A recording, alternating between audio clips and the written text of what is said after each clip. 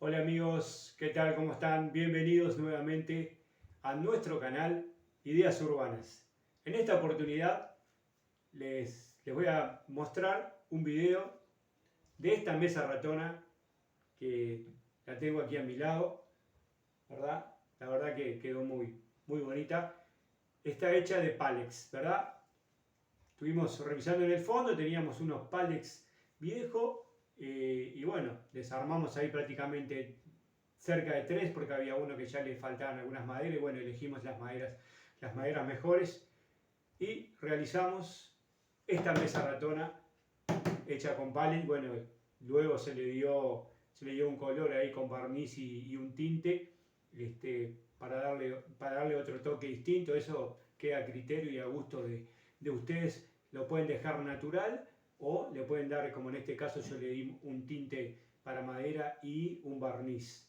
Así que sin más palabras, no los entretengo más y ya pasamos directamente al video para la realización de esta mesa ratona hecha de pallets.